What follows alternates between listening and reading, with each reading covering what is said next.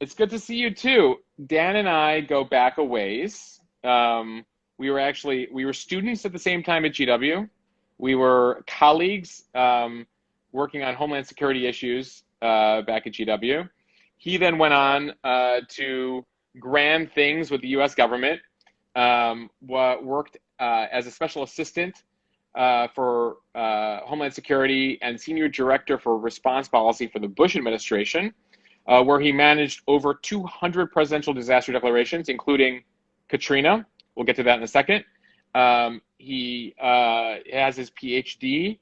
He's done a whole bunch of stuff in response, recovery, an expert in all these matters, emergency preparedness. When everything was going down last March with COVID, I was texting him repeatedly, asking where I needed to go. He later was with FEMA and moved up to be the #2 at FEMA during the Trump administration, where he led the agency's pre-disaster programs. We'll get to that in a second. And currently, he's the managing director of Marsh McLennan, a company that works with companies on risk management and a whole variety of things. And so he's come to the private sector after many, many years. Was that a good recap? That sums it up. Great. Appreciate it. So Dan, you were there during the Bush administration, during Katrina. You were there at FEMA, dealing with disaster recovery. Right now, we know in Louisiana, we have more than 1 million people still without power. They're still in search and rescue mode. The death toll right now is 2, but unfortunately, authorities there believe it will rise. From your vantage point, obviously not sitting at FEMA headquarters, what's your assessment? What are you most concerned about right now? Well, first, thanks for having me and thanks for all the interest in this. It's unfortunate that people pay attention when the disaster happens, and then we often forget about it after the fact, and then another disaster happens, we pay attention again, and you kind of repeat that cycle. With a catastrophic disaster like this will likely hold our attention, but not for the right reasons, because there's likely to be an increased number of casualties, because you're going to start seeing images of utter devastation, especially along the coast and low-lying areas. So my first concern is make sure that we get everybody who is there in a vulnerable spot, whether it be because they chose not to evacuate or because the storm hit somewhere where it wasn't expected, but for whatever reason, there's going to be people in very vulnerable situations. We need to get them out of those situations. So that's why search and rescue is underway. As of daybreak this morning, that search and rescue operation from the air, from the ground, has been underway. So pretty soon, though, we'll find out what the full impact of this particular disaster is. So, there's phases of this. There's preparation in advance, right? There's search and rescue, there's recovery. Take me through, having been in the room in FEMA, having briefed presidents on these matters, take me through the process and how the federal government approaches this. Because, for those of us who, aren't familiar with all the various assets, state, federal, et cetera, that go into dealing with a disaster of this proportion. Yeah, emergency management is formed at kind of the backbone of federalism, right? So federalism is usually thought of as the states have responsibilities and the federal government has responsibilities. In this particular case, the federal government supports the states. So the person that's ultimately in charge of a disaster response is the governor of that state. Everything that FEMA does, everything the federal government does is in support of that governor. Now that governor is usually supporting the local governments on a day-to-day basis, or if there's let's say a medium-sized incident, right? The local governments will request the states for help. But in these larger disasters, obviously federal resources are needed. And these, I'll call it a catastrophic disaster, which is not an official term, but a catastrophic disaster would be like the Katrinas, like the Marias, and now the Idas, in my opinion. I have a question here from Aaron saying, why would some citizens not evacuate? Why is confidence so low given that this same area has experienced catastrophic storms in the past, including four hurricanes just last year? Yeah, well, it's unfortunate. Even when there's a mandatory evacuation, in most cases, the local government officials, the police, are not going to kick you out of your home, right? It's ultimately an individual's decision to do what's in their best interest. Now, for whatever reason, people ride out hurricanes, whether it's to protect property or protect pets or whatever it may be. you'll often find regret after the fact. In fact, if you turn on the TV today at all and they would interview people who chose not to evacuate, almost to a person, they're expressing regret for not evacuating. Is that frustrating for you guys sitting in Washington? Like, like knowing that, you have tens of thousands of people that might have had, or is there a question as to whether, I saw somebody wrote here, some people can't afford to leave, don't have the means to leave. Is there something that the government, state, and federal can do more to help people evacuate? Listen, it's almost certainly in everybody's best interest to evacuate when you're given evacuation orders. And these are hyper-local decisions, right? These are local officials that are issuing evacuation orders. So it's always said, whether it come from FEMA or wherever, you follow the advice of local officials. And so following that advice, if it's to evacuate, you should have evacuated. Is it frustrating? Of course it's frustrating. But at the same time, it's reality. And to your point, some people who wanted to evacuate likely couldn't, and numerous reasons. One would just simply be traffic. And it sounds like, wait, are you kidding me? How can you not evacuate? How is there traffic is going to stop somebody? Well, with a situation like this, where there was relatively late notice on the need to evacuate because the track didn't form, because there was this, we can talk about the meteorological conditions here, there was a rapid intensification of the storm, right before landfall. And so that really informs the need to evacuate or not. If you get it late, the roads get clogged and you simply can't get out. Other reasons, you mentioned finances. Think about it. If you're in a vulnerable area, let's say an economically vulnerable area, and you're living paycheck to paycheck, you may not have gas in your car. You may not have the ability to pay for a hotel room. You may not have friends or family that are outside the area that you can stay with. So yes, there is a financial component to this that could potentially prevent people from evacuating, unfortunately. I got a couple questions here about contraflow traffic. Some people noted that the evacuation out of Louisiana, that they only saw that one lane of traffic was heading out, that they didn't turn the other lane the same direction. How does that work, and why wouldn't that have been done in this case? Yeah, contraflow traffic actually takes quite a bit of planning. It sounds simple, just reverse, right? But think about it. You have to make sure that number one, public safety. The first rule of public safety is to make sure that you don't actually cause more problems than you would by implementing something like that. And in this case, if you don't have enough time to plan, the law enforcement can't go and block exits that are not meant to be going the wrong way down those exits. And if those roads are not closed, particularly the exits are not closed, it can become very confusing and very dangerous very quickly. I should also mention that even if finances are an issue, right, for evacuation, there should certainly be open shelters that are free. Now, they're not all that luxurious. These are going to be, school gymnasiums or libraries, or stadiums they're going to be outside of that disaster area. And some people, even if, again, they don't have the financial resources, they may not choose to stay in one of those, what we call congregate shelters. Because it's not great, but you know what? It's a lot better to be there and safe than the alternative. So right now we're looking at a situation down in Grand Isle, Port Fourchon, Homa, a few different places where they're recovering people. Somebody's saying that they know somebody who's rescued more than 100 folks down there. New Orleans is a whole different situation. We're looking at major electrical grid issues. You know New Orleans very well from your experience dealing with the aftermath of Katrina. What do you know about the electrical infrastructure, just the infrastructure in New Orleans, and getting New Orleans back to normal?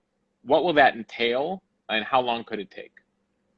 Well, I would say so many people automatically assume when you say infrastructure, and especially a hurricane, you immediately think of the flood infrastructure, the flood prevention infrastructure around the city of New Orleans. And sure, that's part of it. That $14.5 billion upgrade that was made after Katrina certainly has done a good job of protecting the downtown New Orleans area from flood. Right. The levees held. Yeah, the levees held. So yes, is that a success story? It appears so. However, when you say infrastructure, we have to realize that it includes much more than just those flood defenses. It includes, as you mentioned, electricity. It includes water and wastewater. It includes communications and hospitals. And what I can say on that count is there is those aspects of infrastructure, those what we would call critical infrastructure, have been severely damaged. That severe damage is going to translate into a very potentially costly, potentially, I would say, difficult recovery over the next, not hours, not days, but weeks and months. A long and challenging recovery, largely driven by that damage to critical infrastructure. I was getting notes in the lead up to this from folks down in southwestern Louisiana who dealt with Laura, dealt with, I think, the Delta, Zeta. There were a couple of Greek alphabet hurricanes last year who were saying that a year later they still haven't recovered. That's right. I mean, that's certainly the case where Laura hit. Laura hit an economically disadvantaged area that was going to have a hard time recovering no matter what.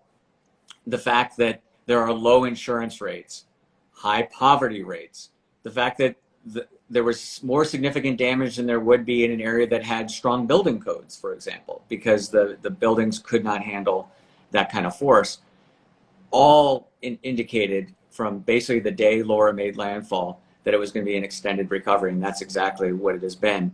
All the more reason that this disaster, which has the potential to be many times more damaging, many times more costly, and really the size and scale of this disaster means that it's going to be a very long and difficult recovery. I'm getting a couple notes here about cell phone service off and on, et cetera. Obviously, that's an aspect of infrastructure. Obviously, that's a situation where you need cooperation between the government and private companies like Sprint and AT&T and Verizon, et cetera. Where is the U.S. right now when it comes to cell phone infrastructure recovery, being able to, do we have the best technology given how vital the internet and cell phones are to society these days and the economy? Yeah, well, first, the critical infrastructure we were talking about, the examples we gave, 85% of that is owned or operated by the private sector. So it's largely the domain of the private sector, and it largely means that those private sector entities are going to be customer driven. They're going to rely on what their customers are telling them, or perhaps their shareholders are telling them. They're going to be less influenced on what the government tells them, right? So all I can say is that if these cell phone providers want to keep their customers, they're going to do whatever they can to, one, make that infrastructure resilient to begin with, but two, to make sure it's restored as fast as possible. That said, this was an incredibly powerful storm, 150 miles an hour. A lot of infrastructure is going to be heavily damaged and destroyed no matter what you do. And so what you saw in the lead up to Ida's landfall was not only the federal government staging resources, which is a standard practice by FEMA and the other federal agencies, right? Stage those resources just outside the projected impact area. And then as soon as the hurricane force winds stop, those resources would flow in. The private sector, to a large extent, does the same thing. Certainly those critical infrastructure owners and operators do that. There were, I believe AT&T came out today and said their best guess is 40% of their network is down, right? 40% of their customers don't have access to their network. In some of those areas, in the hard hit areas, it's probably closer to 100%, right? 40% is the average. Right. So those hard hit areas, they most likely do not have power, do not have communications, and you have to realize what the downstream effect of, think about what else is dependent on power, for example. Largely gas pumps. So that there's going to be a challenge in days ahead when people start to, are able to move, when the roads are clear, they're going to want to go get gas because, again, unfortunately, people don't think about this ahead of time, which is they should have filled up their car with gas prior to landfall. But now there's going to be a potential run on gas stations as soon as the roads open. Those gas pumps require electricity. And if there's not a backup generator, which many gas stations in America do not have backup generators, you're not going to get gas out of that pump. So again, it's not that there's not gas in the pumps, which may be an issue later. It's going to be more an issue of there's not electricity to pump the gas. Right, and they were talking in New Orleans about the sewage pumps and freshwater supply and everything else that requires power, right? And that you might have backup generators for, but those generators don't necessarily give you 100% of normal capacity. No, and the generators could have been damaged. Listen, one of the big lessons from Katrina, especially for the private sector, was even for those critical infrastructure location like a hospital, even for those that are required to have backup generators, right? They have a backup generator in every hospital. That's great. But what was the big failure? They put them where they'd be out of the way. Where's out of the way? In the basement or The on the basement. floor. As soon as that floods, that you've defeated the whole reason to have that backup generator. Ash Crew actually asked a question that I wanted to get to, which is, what did Katrina teach us and you that made IDA prep and response better? Well, first and foremost, that the federal government, the state government, the local governments need to work together, that they need to communicate their priorities, and that when there are shortcomings, a shortfall of resources, that they're open and honest about that. Now, everything I've seen as far as this response goes, and frankly, my experience over the past 16 years from Katrina shows that there is that closer working relationship. I think there's a better understanding by all levels of government. Certainly the emergency managers understand it, but even the political leaders, right? Everybody from the local mayor to the governor to the president of the United States understand their roles and responsibilities better, which is a huge improvement. But here's the deal. In order for the local government to tell the state where their shortfalls are, where their needs are, and in order for the state, if necessary, to go to the federal government and share with the federal government what they need, they have to know what's going on. They have to have ground truth. And the term we use in emergency management, the technical term, is situational awareness. And if you lack situational awareness, it is very difficult to relay those needs to the higher level of government, because you simply don't know. Now, situational awareness is about coordinating and communicating, but you can only do that, think about it, if you have the infrastructure to communicate. So in Katrina, similar thing here, right? Cell phone towers went down, and all of a sudden it was an information blackout. So what you're seeing, and if you've seen these interviews with these local officials, like a parish president in one of the hard-hit locations in outside New Orleans, they'll be talking to the media, and you say, well, how are they communicating?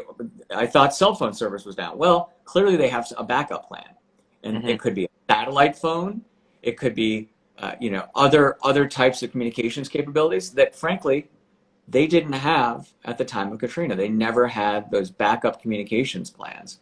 So you bring up a good point, and I was curious about this. You bring up parish president talking to media. How often, and I hope it wasn't too often, would you guys be sitting there with the information blackout, and suddenly you hear you see a tweet or you see a live interview on CNN, and you're like, you've now learned more than you knew before? Happens a lot. Yeah. One way the government gains and maintains situational awareness is through the media. It's just a fact of the matter. There are plenty of I'd say reporters that have gotten into places maybe that responders have not yet got in, right? Either because maybe it wasn't actually safe for that member of the media to get in there, or maybe they just found something. Again, you have more people on the ground, you find things, and it uncovers something that the responders weren't aware of. So I should say, as frustrating as that might have been, there's also a huge plus side, which is they're providing you that situational awareness that you otherwise might not have. Because when I was at CBS or whatever, we'd rent a helicopter and then take a chopper, and we'd notice something. We're shooting tons of footage, and then we're putting it on television, and then you guys might be getting footage of aerials of a town that you might not have had access to it at that point, right? Right. One question I had, just given that I'm also watching these headlines come out of the West with the wildfires in Tahoe, is how do you guys operate at FEMA, where you're not there right now, but I imagine there were many scenarios where you had a half dozen plus situations you're monitoring at the same time. How does FEMA manage wildfires in the West, flood recovery in Tennessee, some Henri flood recovery in New Jersey, prep, the aftermath of Ida, whatever is coming up, from across the Atlantic right now. How do you guys manage all that? And how does that work?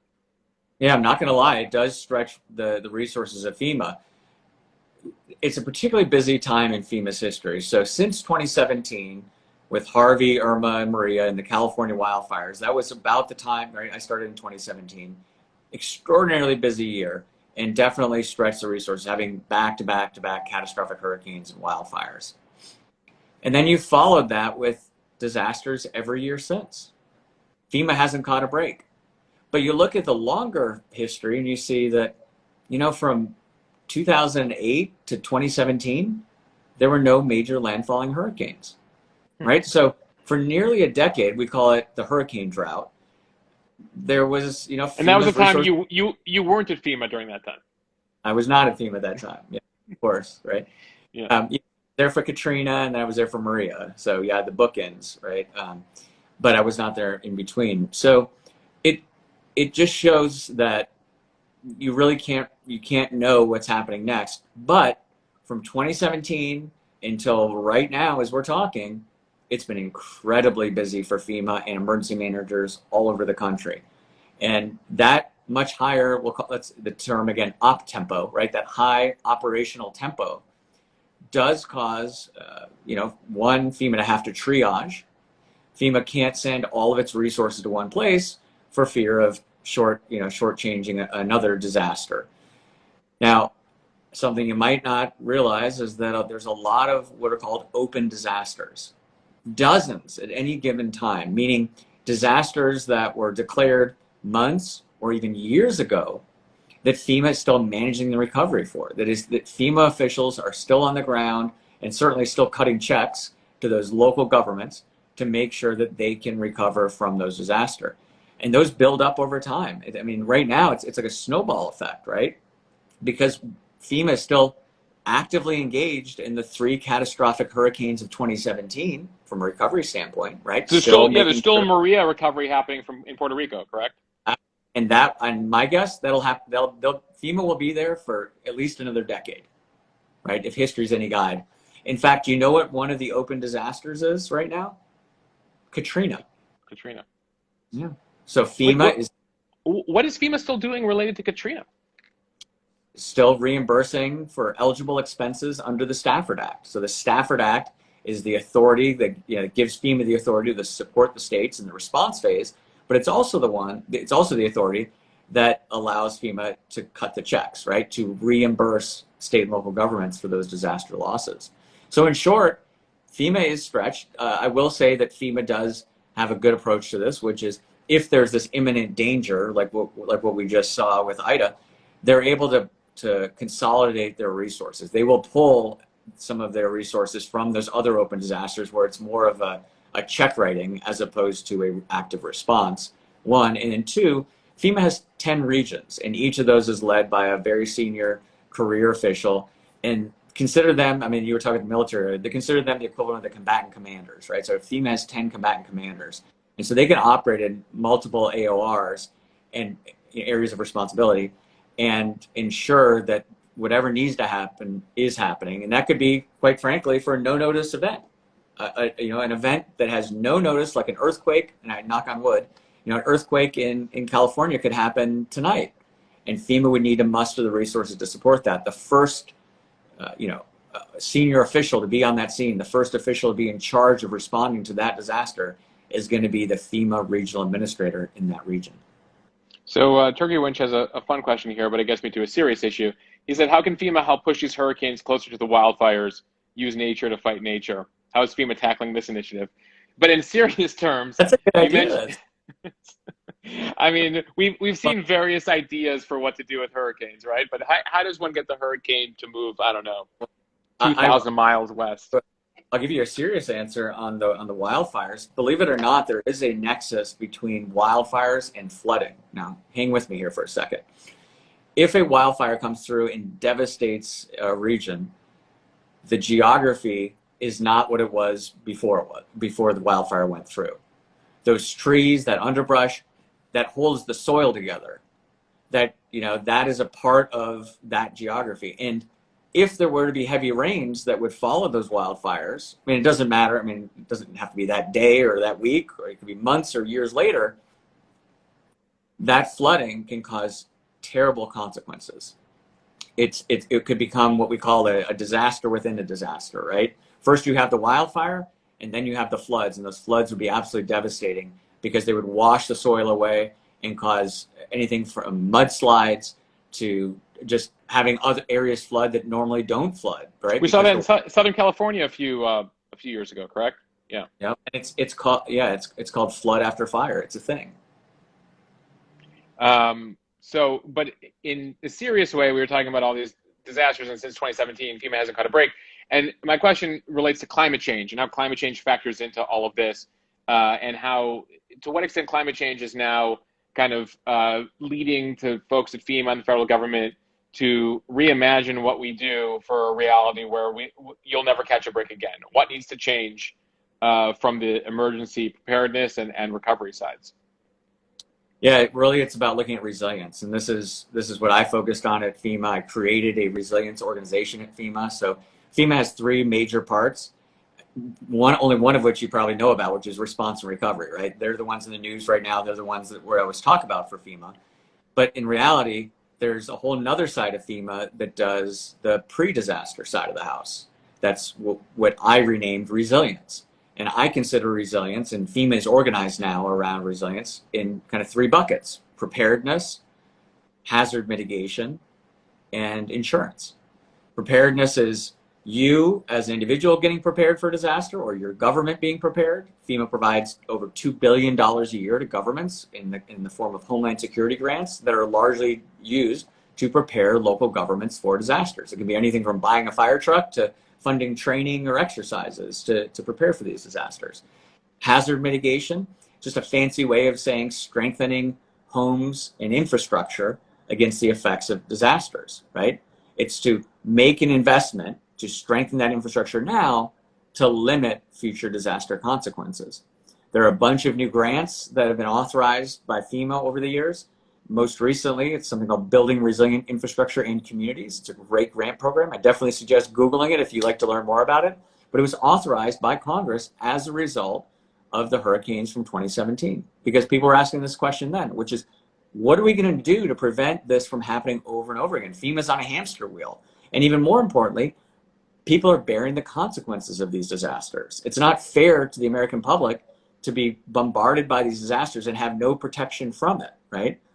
If there is a way to protect the American public from these disasters, we should be investing in that now. And that third piece is insurance, and that's something I do today. And I work at the largest insurance broker, and having insurance, making sure you're financially protected from that disaster, whether you're an individual, whether you're a business, or whether you're a government, is extremely important, because the only way you're going to recover quickly and fully is by having insurance. But it's multiple insurance, right? Because in some cases you need both flood insurance and hurricane insurance. Yeah, well, I'm going to do my little PSA here if I was still working. Yeah. Now that you brought it up, talk to me about, as average folks out there, what do they need to be thinking about when it comes to insurance? Well, first of all, your homeowner's insurance or your renter's insurance, which I hope you have, if you're a homeowner, I hope you have homeowners. If you're a renter, I hope you have renter's insurance. Even if you have that insurance, which I applaud you for having that, it does not include damage due to floods, right? So let's look at a real life example with Ida. If your home was damaged due to the strong winds, the 150-mile-an-hour winds blow the roof off your home, that would be covered by your homeowner's insurance, right? Or if you're a renter, it would cover the contents of that unit you're renting. But if instead floodwaters rush in and destroy all of your contents, potentially destroy your home, right? If you're in the storm surge area, your home may be completely destroyed by those rushing floodwaters. That is not covered by your homeowner's policy. You would have to have flood insurance. And unfortunately, too many people don't realize that until after this happens. And they go to their insurer and say, well, thank God I have insurance because my home just got severely damaged or destroyed by these floodwaters. And your insurance adjuster is going to say, I'm sorry, but that flood is not covered under your policy. So this was an issue, 30, 40 years ago. FEMA stepped in because none of these insurance companies were offering flood insurance. It was considered an uninsurable risk back then. And there's a federal program called the National Flood Insurance Program, and they're the ones that issue flood risk. I should say underwrite flood risk is the technical term, right? They're the ones that hold that risk regardless of who you buy it from. So short answer is you can buy your flood insurance from FEMA or you can buy it from your insurance agent. It doesn't matter. Either way, FEMA is the one holding that risk. And FEMA is about $20 billion in debt from holding that risk over time because flood risk has gotten worse and worse over time and the premiums have stayed the same. FEMA is about to reform that program. In just over the next few months, they're implementing a new program that's going to have risk-adjusted rates. But the bottom line is, please get flood insurance. If you're in a low-risk area, it's low cost. If you're in a high-risk area, and you own a home with a federally backed mortgage, you're required to have it. But I hate to tell you the statistics because it's frankly really demoralizing, which is the small number of American homeowners that have flood insurance. It's in low risk areas, it's like single digits. There's some states that it's 2-3%, but low risk does not mean no risk. Nancy asked about earthquake insurance.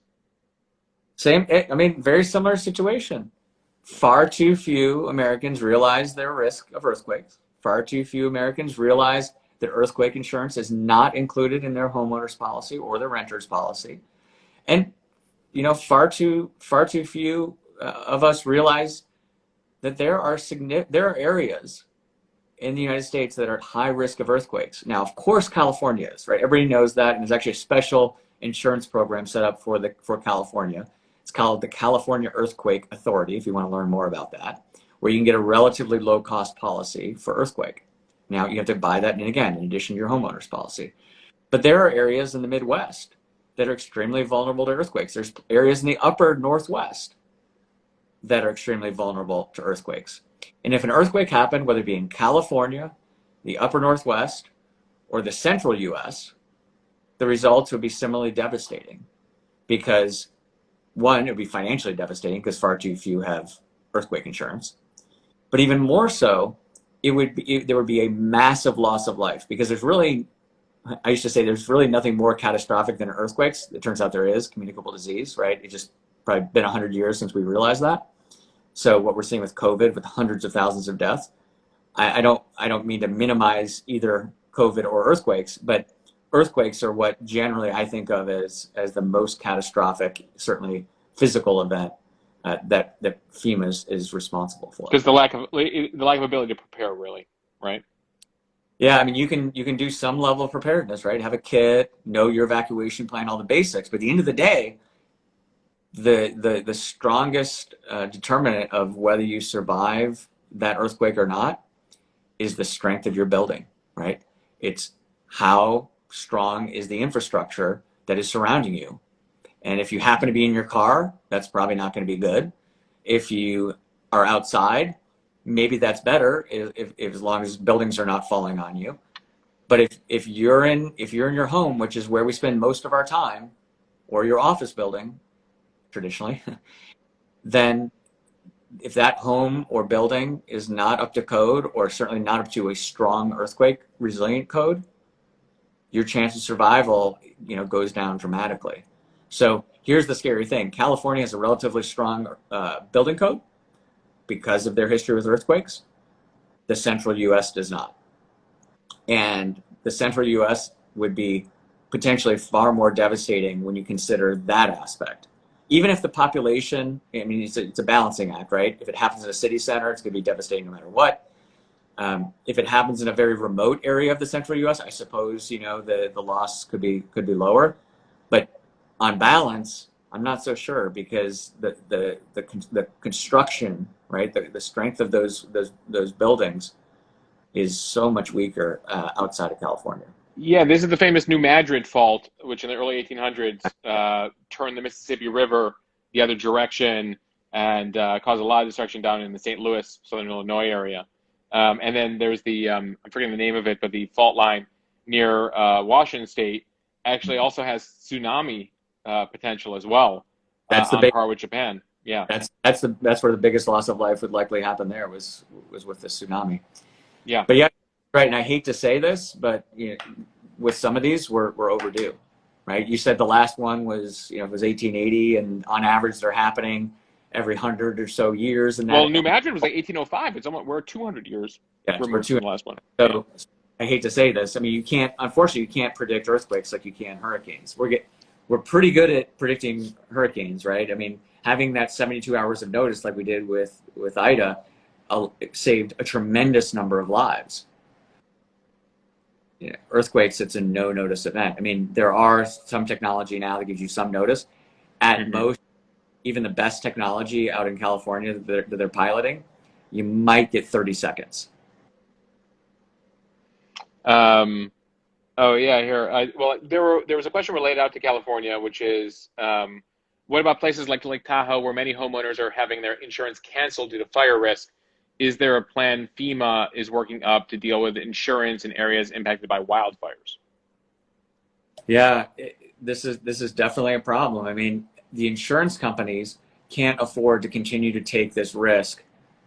In other words, they can't continue to pay out those losses year after year after year. It'll bankrupt the insurance industry. And this is largely why the federal government took over flood insurance 30, 40 years ago, because the insurers didn't have a way to price the risk and they didn't want to hold the risk. It's actually different now. Now there are private companies that are starting to offer flood insurance. It's still a small percentage of the market. It's still like 1 or 2% of all flood policies are private because they're not subsidized by the federal government and they're more expensive. The reason I say that is because the same thing is happening with wildfire right now, where wildfire, those who write wildfire risk, those insurers who write wildfire risk can't afford to do it. And so they're either, one, raising premiums dramatically outside the grasp of those homeowners, or two, they're just simply canceling and saying, we don't want to be part of this. Now, enter the state of California. California has now mandated that that properties that insurers provide that wildfire insurance to property owners. That's a short-term fix. That's a Band-Aid, because if they require that for the next year, it's going to cause huge losses to these insurers for another year. And eventually, one of two things is going to happen. I mean, I'm sure it will involve lawsuits, of course, but you could be bankrupting insurers, and then what? Right? You can't go back to that well if you've bankrupted the insurer. So that's not a solution. Mandating that insurance premiums have caps, for example, like in the state of California, it's a very short-term fix. I wouldn't even want to call it a fix. It's an interim step to what we need to do is figure out this. So the solutions to that, one is better understanding wildfire risk. The models for wildfire risk are not nearly as good as those for modeling hurricane risk, right? So not only can we predict largely where the hurricane's going to track, and in fact, the National Weather Service, the National Hurricanes Center got this exactly right, basically, with Ida. Spot on. Kudos for them. And then once you have that track, the modelers that inform the insurance companies and response agencies, they can then model the likely impacts. It's unfortunately with wildfires not the same thing, right? Wildfires are much more unpredictable, and we have a much less of an understanding of that peril, and thus insurers can't really understand what the losses might be in any given year. So then it's hard to price it. So one, we have to have better wildfire modeling. Two, it's not just about insurance. I don't know if anybody's familiar with reinsurance, and not to get too deep into the insurance world here, but all reinsurance is insurance for the insurers, and making sure that those insurers have a backstop, right? Making sure that those insurers have a way to pay their losses if they get hit with something that they weren't expecting is really important. But there's only so much capacity in the reinsurance world for that kind of risk. In other words, just like the insurers have for the last couple of years said, oh God, not wildfire risk, this really scares us. It's becoming such a big issue that even the reinsurers are starting to say, whoa, this is not necessarily something we want to take on, or if we do, we're going to charge the insurers a lot to pick up some of that risk. It sort of helps to potentially inform the answer to the next question, which was, so critics. I was talking to somebody yesterday who's like, "Why do we keep rebuilding homes in floodplains? There's certain areas of Louisiana that are, I think New Orleans is 10 feet below sea level, somewhere, depending on where you are in New Orleans. And some of these areas, in the Bayou country are, if you look at the projections, they're going to be part of the Gulf of Mexico in the next couple decades. So why do we keep building there? And so, to what extent is the government involved in that, where they say, okay, no one can live here anymore because it's just not worth it, and we're using a lot of taxpayer dollars towards it? Or will it come from people like the insurance or the reinsurers who are like, you're on your own if you choose to live in certain places in this country, given what we're seeing? Mm-hmm. Yeah, we talked a little bit about building codes. Building codes is the how you build. The other half of that, maybe the other side of that coin, are zoning laws. And the zoning laws are where you can live or where you can build, right? So it's both you need to pair those together, the building codes that we talked about with the zoning laws, and then you can better understand, one, what the risk profile is of that area, but two, what that means going forward. And ultimately, these are a local decision. This is not something the federal government has any jurisdiction over. It's something, when you talk about building codes, about half the states have a statewide building code. The other half do not.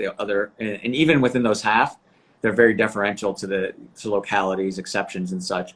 So if you have more than half of the country leaving it up to the local jurisdictions for building codes, the how strong to build, you're going to have an uneven level of resilience in U.S. communities. You pair that with the zoning, and it becomes even more complex and frankly, even harder to try to build resilience in these communities, because there are many disincentives, unfortunately, on the zoning laws, right? There are builders and investors and existing homeowners who say, I want to live on the coast, or I want to live up in the hills, of California, even though they've gotten burned year after year. And at the end of the day, it comes down to a local official, a local elected official, right? Usually a mayor, who would decide if someone can live there or not. Now think about that for a second. You have a local elected official deciding if an individual, or usually a community, can populate this area. And if they do, this is how they have to build. That's not it's not probably a great way to get elected, or in this case, reelected. Mm-hmm. Telling your constituents that they can't live where they want to live. So there's a strong political undercurrents, even though rationally it makes so much sense to have strong building codes and to have zoning laws that take people out of high risk areas. The reality is there's a lot of those properties are already there, and a lot of people, frankly, they don't want to move. Well, Teresa writes, Houston has been known to buy out neighborhoods that continue to flood. That's right. So buyouts, I think, are an excellent option for those communities where it makes sense. Buyouts are also a very controversial option. And another word for buyouts, they get called FEMA buyouts, they get called relocations. The new word is strategic retreat, especially in the climate context. So let's use the word strategic retreat, because it's exactly what it sounds like, which is if the climate is causing these areas to be too risky, whether it be coastal or wildfire, whatever it may be, then it makes sense economically, socially, from life safety, to relocate a home, a neighborhood, or even an entire community away from that risk. And there are grants available from FEMA to do just that.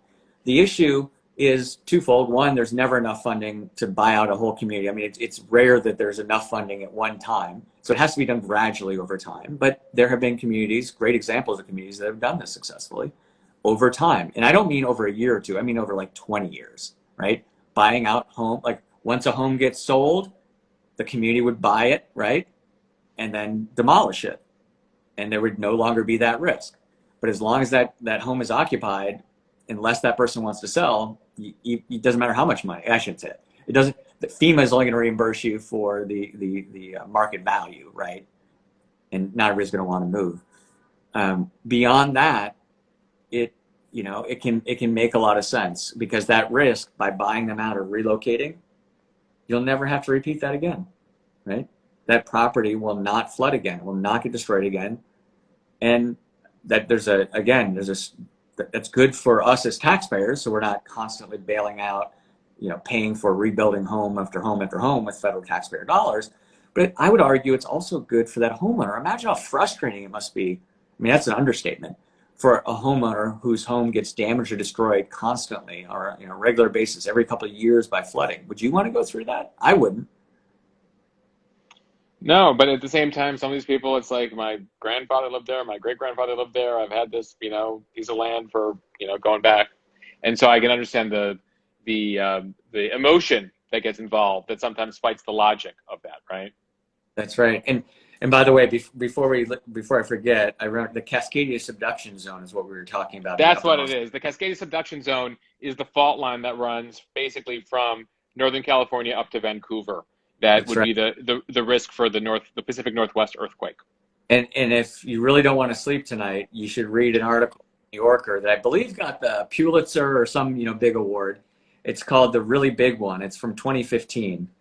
The Really Big One, 2015 New Yorker, and it lays out pretty graphically what might happen.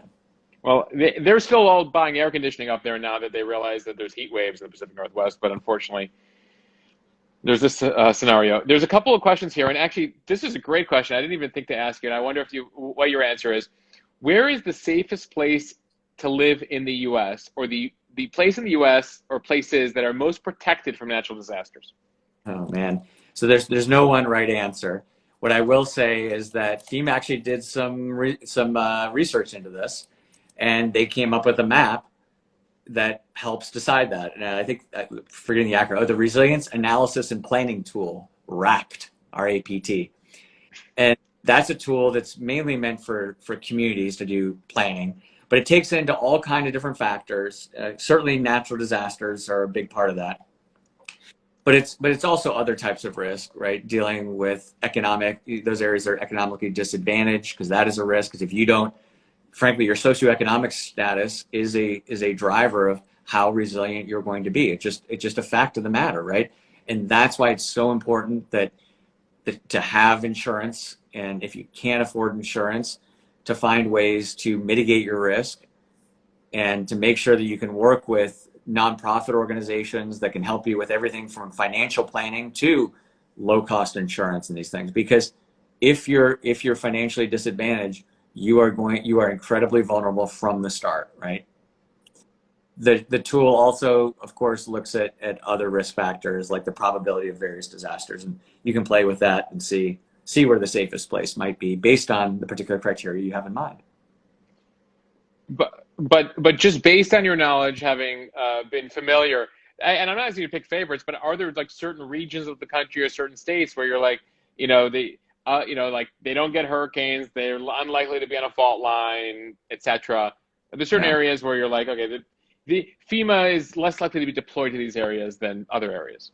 Yeah, that's a fair question. Well, listen, I'm partial to the upper Midwest. I'm from Minnesota. We're relatively disaster-free. Although I live in DC now, I encourage everyone to move to this, the state of Minnesota or the upper, Midwest.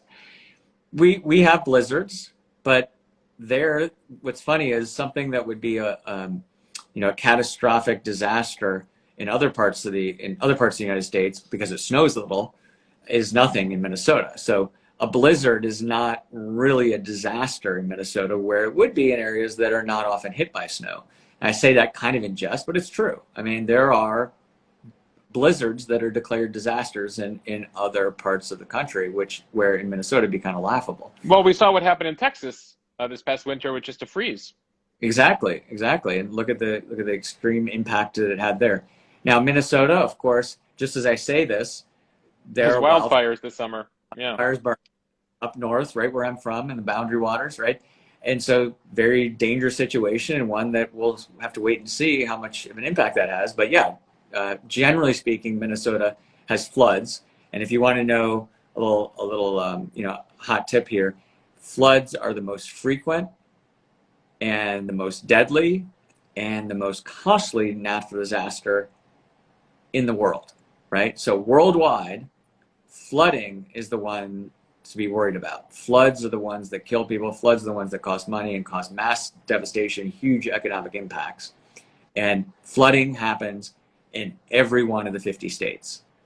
There are always flooding declarations, some years particularly worse than others, right? We got hit in the upper Midwest on a kind of periodic basis. Let's say every 5 or 10 years, there's a bad flood that comes through, and it causes catastrophic damage. But there's flooding at all times, all over the world, and it causes, again, has more impact than any other disaster. You actually bring me to what I wanted to close on, which several people wanted your perspective on this. They're like, ask Dan for the craziest weather fact or craziest fact that the average American doesn't know, based on your experience. That would be surprising for the rest of us. Oh man, surprising. Well, I mean, with Ida, I think there was some talk about this, which is important to know. Not, again, not for the layperson, but I think it's important to know if you're looking at hurricanes, which is, it's the northeast quadrant, right? The upper right quadrant of the hurricane that's the strongest. So whenever you look at a hurricane, when it comes onto shore, we worry, as emergency manager, we really worry about what's on that east side of the hurricane, because that's where the strongest storm surge is going to be, the strongest winds are going to be. And so when we saw that, I think that's why there was so much concern that Ida could be another Katrina, because the forecast, correctly as it turns out, said that it was going to go just west of New Orleans. Well, that's potentially a worst case scenario. So something to be aware of. Again, I don't want to share that broadly as advice, right? Because if local officials say you need to evacuate, you evacuate. You don't say, oh, well, I'm on this quadrant of the hurricane. No, you don't do that. Right, yeah, so hurricanes can always deviate a little bit here and there as they approach land. Absolutely. Forecasts aren't perfect. This one was pretty darn good, but forecasts are not perfect. Always follow the advice of local officials. Upper right quadrant, everybody. Beware. Dan, I could go on, but I've taken almost an hour of your time. Any final? I mean, and by the way, your advice on insurance was great. We started getting a bunch of bespoke questions, which is like, I live in New York City. What insurance do I need? I live X. Is there a resource for folks to know, like, the things that you don't know about insurance that, based on where I live, based on my zip code, that I can go to that site and figure out what I need? Yeah. Well, first of all, flood insurance, I think, is probably the most important for you to look more into at this point, because I hope that everyone has homeowners or renters insurance. I'm going to go with that assumption, right? And if you don't, you need to. Another hot tip on, even if you have it, make sure it's insured to the level of your current level of living, right? You may have gotten that insurance policy 10 years ago when you moved into your house. I bet you've bought a lot more stuff since then. You may have gotten married, had kids, got nicer furniture, and your policy probably has not kept up with that. So check your policy, talk to your insurance agent, make sure you have the right coverage for where you're at today. With flood insurance, I encourage everyone to go to floodsmart.gov. Floodsmart.gov. It'll explain why you need flood insurance and how to get flood insurance. Again, it's not included in homeowners policies. You need to get it separately, but you may be able to get it through your existing agent. Just ask them. And if they're not up to speed on it, you can educate them, because unfortunately, far too many agents that you talk to say, you're not in the flood zone, don't worry about it. That's BS, right? Just because you're not required to have it doesn't mean your home can't flood. In fact, those areas that are required to have it, sure, is that a higher risk? Yes. But that's not where a lot of the flood losses are happening. In fact, for Hurricane Harvey, if you remember the huge, day after day of downpours and horrible inland flooding. In Houston, the majority of those flood losses were outside the flood zone. They were the places that weren't supposed to flood. And unfortunately, those were also the areas that were least likely to have flood insurance. There are other good resources if you want. Like I said, if you're in California and want to look at earthquake insurance, look at the California Earthquake Authority. If you just have general questions and you want to learn about insurance because you're, that's great. And I've inspired you to not be yawning and falling asleep when I say the word insurance. There's a great organization, a nonprofit called the Insurance Information Institute.